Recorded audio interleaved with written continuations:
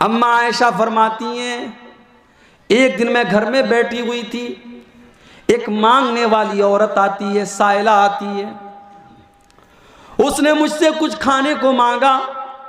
उस औरत के साथ दो छोटी छोटी बच्चियां भी थी, दो छोटी छोटी लड़कियां भी थी। अम्मा आयशा फरमाती है, मैंने पूरे घर में तलाशी ले ली और पूरे घर में तलाशी लेने के बाद मुझे सिर्फ एक खजूर मिली।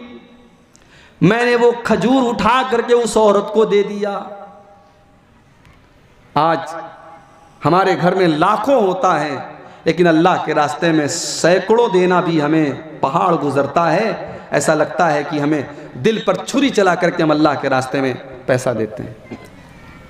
मेरी माँ बहनों, हजरत आयशा ने वो एक खजूर जो घर में रखी थी उसको भी ये सोच करके नहीं छोड़ा कि मैं क्या खाऊंगी, अपनी फिक्र नहीं है। दरवाजे पर एक साइला आई है, मांगने वाली आई है। हजरत आयशा ने वो खजूर उठाई और उस औरत को दे दिया। अब जरा गौर से सुनना, बुखारी के अल्फाज हैं, उस औरत ने खजूर को लिया, फशक कहा इसनतैन, उसके दो टुकड़े कर दिए। आधा एक बच्ची को दे दिया, आधा एक बच्ची को दे दिया। दोनों बच्चियों को उस औरत ने खजूर के दो टुकड़े करके दे दिए। वलम ताकुल मिनहा शैया, और खुद उस औरत ने कुछ नहीं खाया। जब वो औरत चली गई, हजरत आयशा ये मंजर देख करके बहुत मुतासिर हुई। शाम को जब अल्लाह के रसूल आए, अम्मा आयशा ने अल्लाह के रसूल को पूरा वाकया सुनाया और कहा, अल्लाह के रसूल ऐसा ऐसा मामला आज पेश आया था। एक औरत आई थी और उसको मैंने खजूर दिया और उस खजूर को उसने दोनों बेटियों को दे दिया, उस औरत ने खुद नहीं खाया। अब अल्लाह के नबी का जवाब सुनो, बेटी वालों, बड़े खुशनसीब भी हो और बहुत बड़ा इम्तिहान भी अल्लाह ने आपके सर पे डाला है। अल्लाह के नबी ने फरमाया, ऐ आयशा मनिबुतुलिया मिन हाज़िहिल बनाति शैअन कुन्न लहू सित्रम मिनन नार। ऐ आयशा, अल्लाह ताला जिसको बेटी दे दे और बेटी दे करके जिसका इम्तिहान अल्लाह ताला ले ले और इस इम्तिहान में वो माँ बाप खरे उतर जाएं, वो अपनी बेटी की सही परवरिश करें, कुन्न लहू सित्रम मिनन नार, तो वो बेटियां अपने माँ बाप को जहन्नम की आग से बचाएंगी। बेटी आपको जहन्नम की आग से बचाने का काम करेगी। मगर कौन सी बेटी?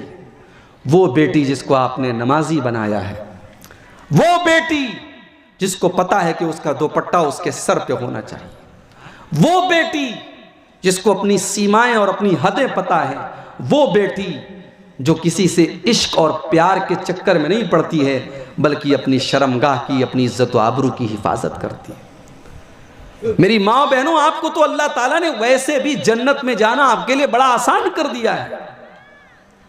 औरत को जंग में नहीं जाना है, जिहाद के मैदान में औरत को जाना नहीं है, औरत को खर्चा करने की कोई जिम्मेदारी भी इस्लाम ने नहीं दी है। औरत अगर 4 काम कर ले तो अल्लाह के नबी ने कहा कि औरत जन्नत में चली जाएगी। सिर्फ 4 काम कर ले, औरत के जिम्मे सिर्फ 4 काम है, अगर वो 4 काम कर ले औरत जन्नती है। कौन से 4 काम? इज़ा सल्लतिल मरअतु खम्सहा, जब औरत 5 टाइम की नमाज की पाबंदी करे, वसामत शहरहा, रमजान के रोजे रखे, व अताअत ज़ौजहा, अपने शौहर की फरमा बरदारी करे, शौहर की इताअत करे, व अहसनत फरजहा, और अपनी शर्मगाह की हिफाजत करे। ये 4 काम अगर औरत कर ले, अल्लाह के नबी फरमाते हैं, दखलत मिन अय्यबहा बिल जन्नती शात, औरत जिस दरवाजे से चाहे वो जन्नत में चली जाएगी। बस ये 4 काम अपने अंदर पैदा कर ले, नमाज की पाबंदी करे, रमज़ान के रोज़े रखे, शौहर की इताअत करे और अपनी इज्जत व आबरू की हिफाजत करे। मगर ये 4 काम आज हो कहाँ रहे मेरे भाइयों?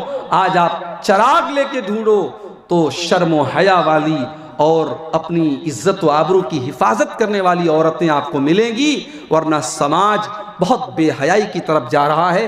कोई घर नहीं बचा है, कोई गांव नहीं बचा है, कोई खानदान नहीं बचा है जहां आज लव और अफेयर न चल रहा हो, जहां लड़की का कोई बॉयफ्रेंड ना हो और लड़के की कोई गर्लफ्रेंड ना हो।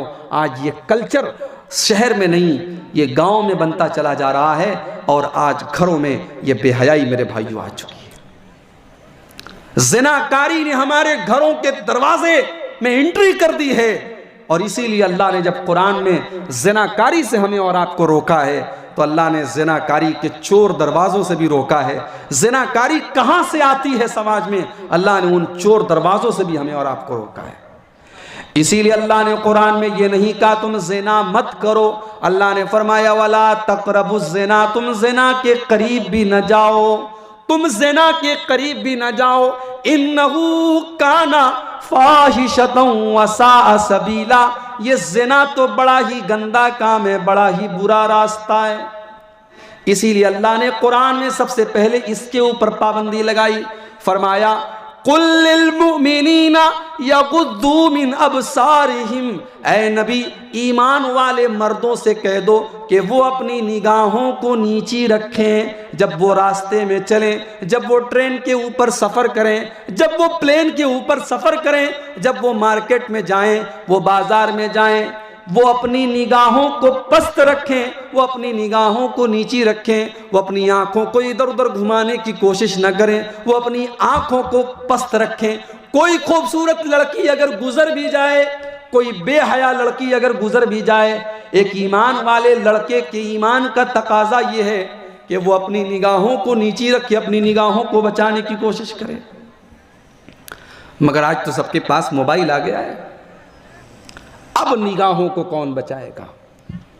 अब तो मोबाइल में आप क्या देख रहे हैं ये तो या आप जानते हैं, या आपका मोबाइल जानता है, या अल्लाह जानता है। कौन अपने मोबाइल में क्या देख रहा है, जाहिर है कमरा बंद है, रात का अंधेरा है, या तो आप जानते हैं या आपका रब जानता है।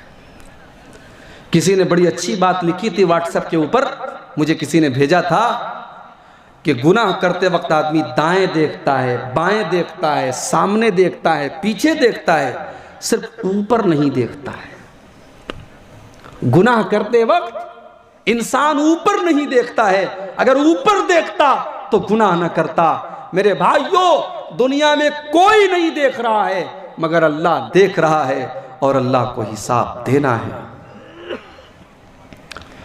अरे अल्लाह तो वो है, अल्लाह की शान तो वो है, यालमु खाइनतल आयुनि वमा तुख्फिस सुदूर।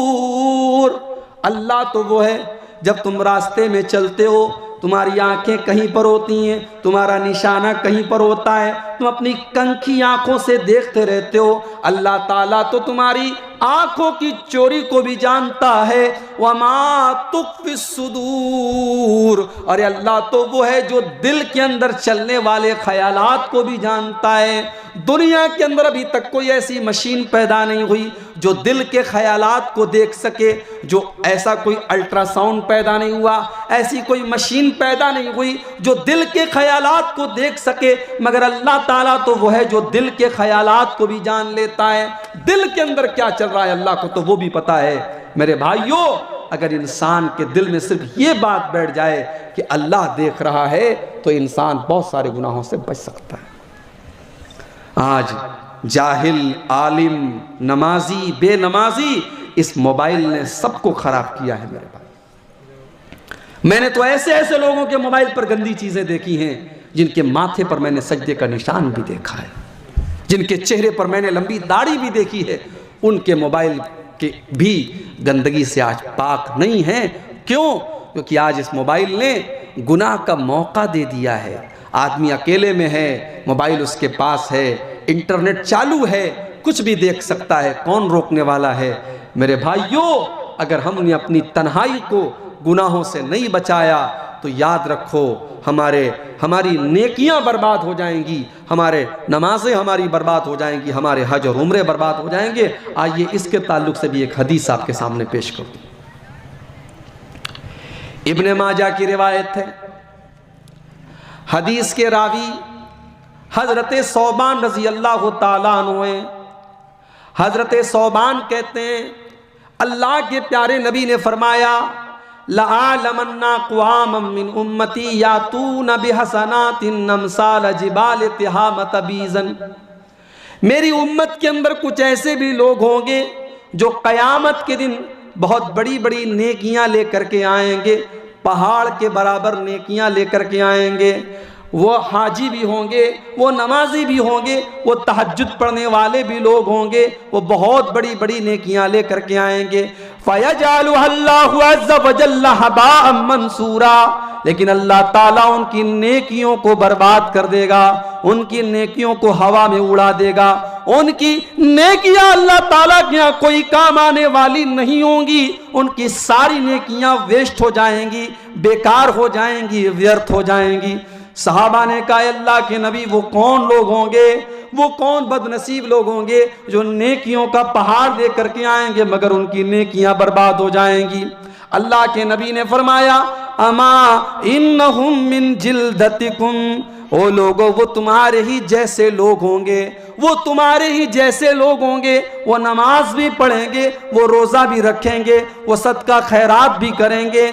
वलाकिन्नहुम इज़ा खलौ बिमहारिमिल्लाहि इंतहकूहा, लेकिन जब वो अकेले में आएंगे, जब वो तन्हाई में होंगे, जब वो रात के 12 बजे अपने कमरे में अकेले होंगे, तब वो गलत काम करेंगे, वो अल्लाह को नाराज़ करने वाले काम करेंगे, वो नाजायज़ काम करेंगे। उनकी तन्हाई गुनाहों से भरी हुई होगी, वो तन्हाई में गलत काम करेंगे, गुनाह के काम करेंगे। मेरे भाइयों, जब तन्हाई में शैतान आपसे गलत काम करवाए तो इतना ज़रूर सोच लेना कि आप तन्हा नहीं हैं, अल्लाह है और अल्लाह आपके साथ है, अल्लाह देख रहा है आप क्या कर रहे हैं, अल्लाह को हिसाब देना है।